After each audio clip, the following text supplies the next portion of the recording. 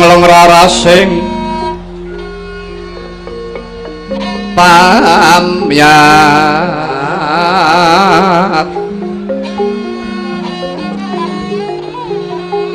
rengganing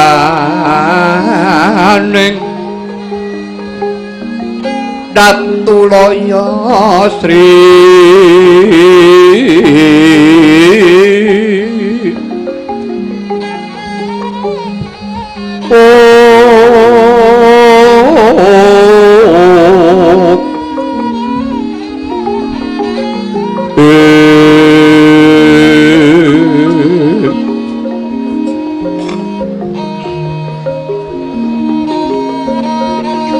Cinawi sesotya maneh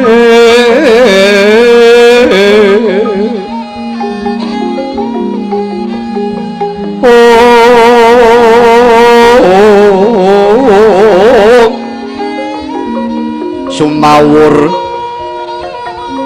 sorot sumirat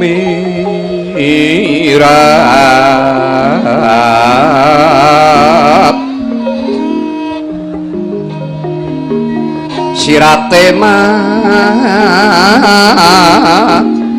ngilat tadet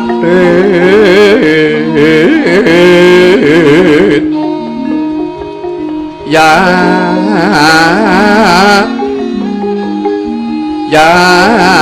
paranggana sumawur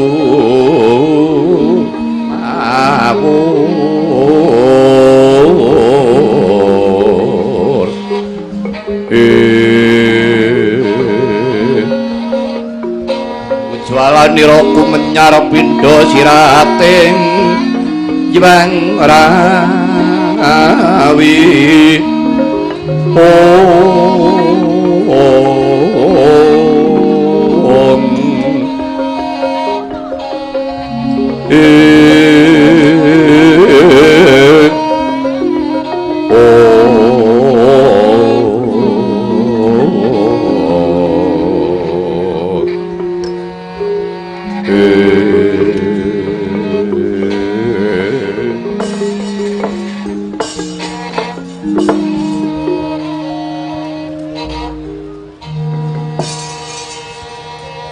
jagat Dewa Bathara ya jagat pangestu ngkara ya suksma mangadi luwih muga ngayomana sagung para tasih Durgandana kawula wonten timbalan iki ngadhawuh Kanjeng Rama Prabu Kakang Patih Wasita kawula nuwun wonten timbalan iki ngadhawuh sinuwun jroning pasuwakan agung ing Riklungwan iki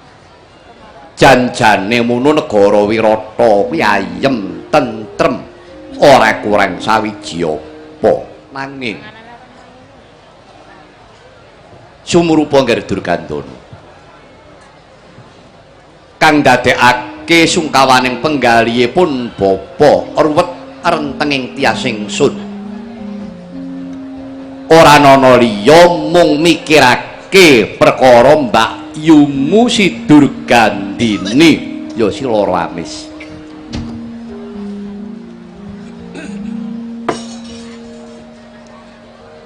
tak pikir-pikir wong duwe anak wadon ayu rupane iki ibarate kaya ngempit pedang ligan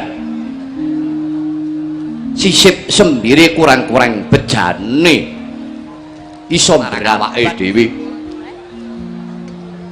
tuladane buktine mongko Mbak Yumu Durgandini kuwi nandhang ruga cacat riwene ya kringet amis mula parapane Dewi Lara Amis nanging ana kaluwiyane sulistya warnane ayu rupane mongko wis akeh para raja Narpati sing kepengin ngayunake kawan Mbak Yumu si Durgandini luwih-luwih ana sawijining ratu sing menjila Ratu Binggala Ratu Binggala kuwi nuwun sewu awake raseksa awake buta ning praupane kewan jak luarane Prabu Gajah Sura nglamar dikanteni pengancam yen Durgandini ora diulungake Wirata dadekke Karang Abang kon jagang jero beteng kandel wis tak paringi dawuh yen to Durgandini kuwi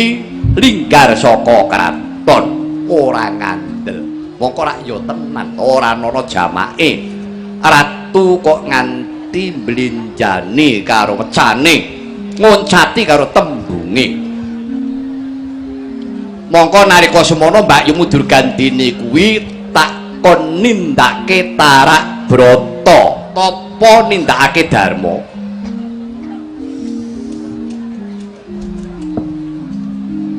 Kusuma Memba Sudra anak ratu ning takon memba-memba dadi wong desa mapan ana pedhukuan jati rokeh pinggiring Bengawan dheweke takon memba dadi tukang satang prau pamriye suka pitulung marang penandhange urip tembunge tapa ngrame wong tapa ning dibuktekke kanthi dharma kanthi tumandang gawe turanggone tumandang mau ora kepengin ngarep-arep marang pituwase laire ya tumandang gawe batine nenuwun marang Gusti kang akarya jagat muga-muga larane Mbak Yu ndang entuk tamba nganti tekan seprene durung ana kabul kawusanane ngger Durgandana iki bakale kepiye lelakon Wirata iki lir sapating sun kang tumiling mangulati puspita kang medem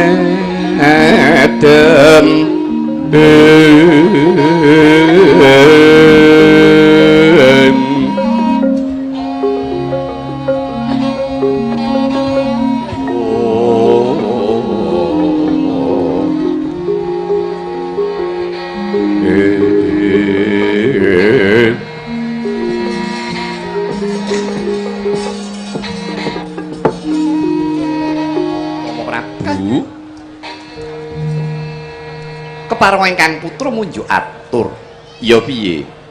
inggih petela panjenenganipun Kakang Mbok Durgandini sampun sawetawis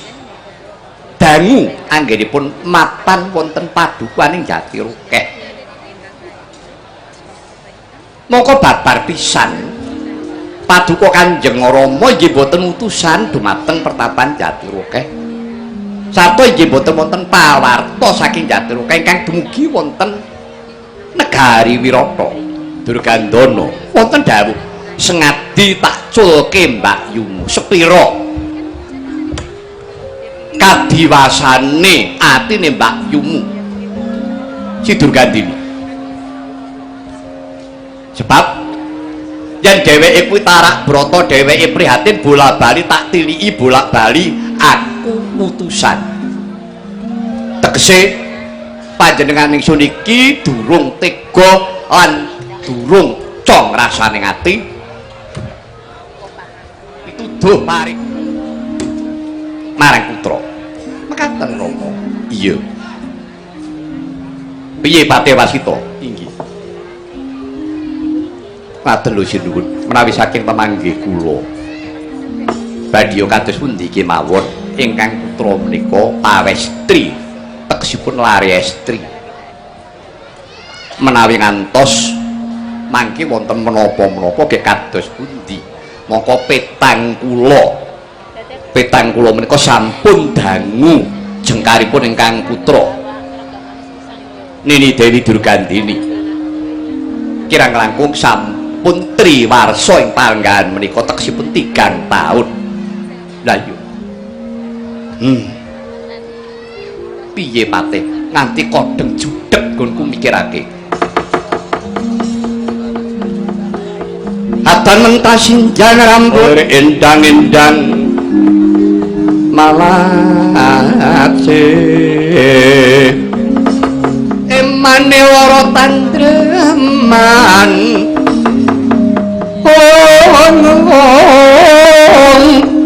kayung yon mangon se yen kinembong ayo nira kasareken parang rukmi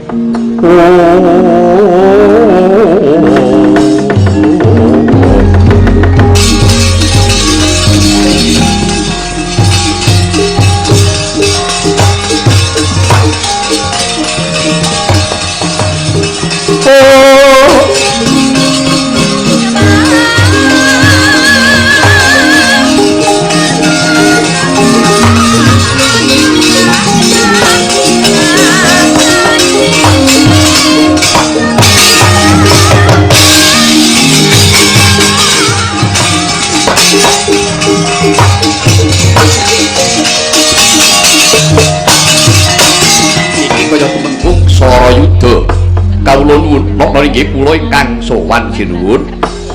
ana wigati apa Temenggung sira munggah marang singgil datan sarana ingsun timbali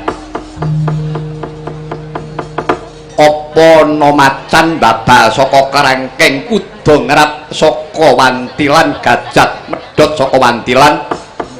apa ana mungsuh kang nekani sinuwun ngaturaken kauningan sowan kula menika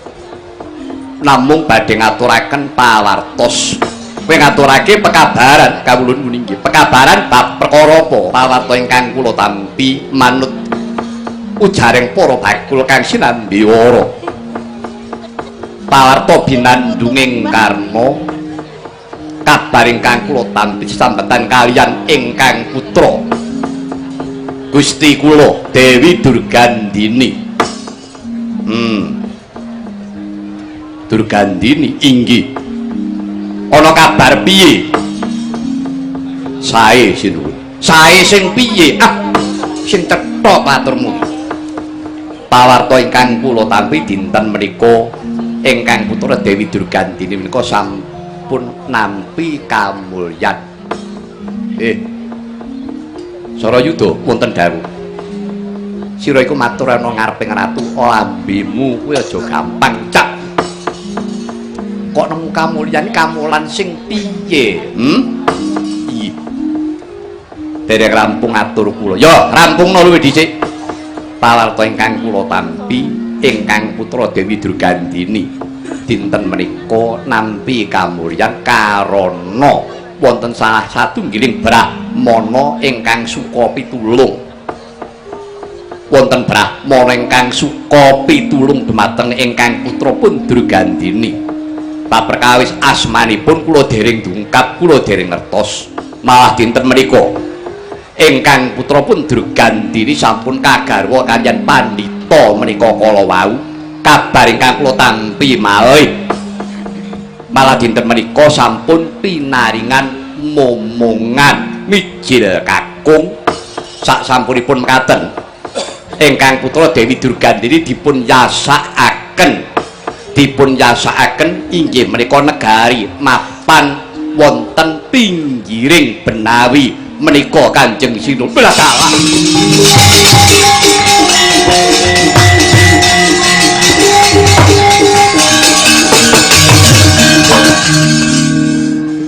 Sarayuda wonten timbalan ing adawu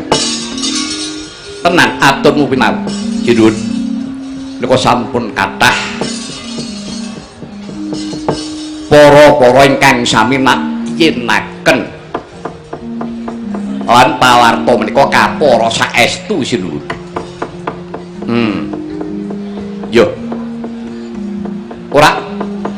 pendhita mau sapa jenenge kula dereng dungkap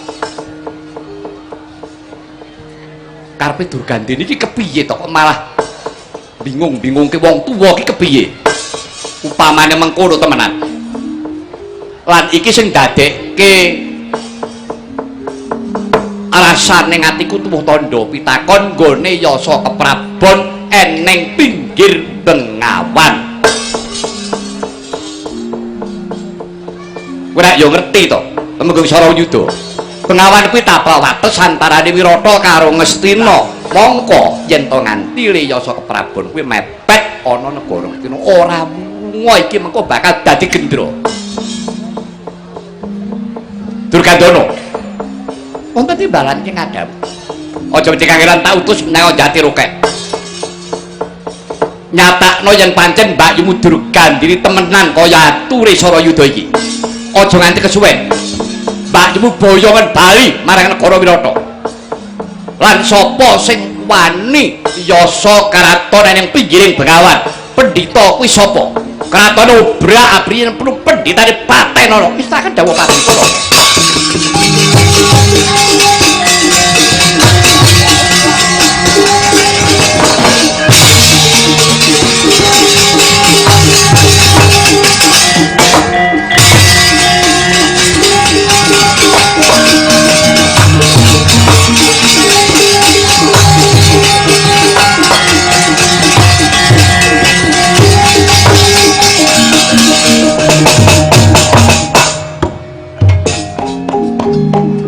Pate Wasita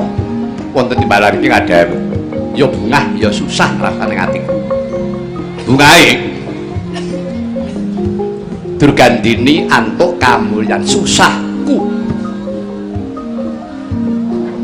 Durgandini diwenku karo priya mongko derajating pendhita. Wano-wani yasa kraton ning pinggiring Bengawan kuwi cetha kuwi tlatah Ngastina.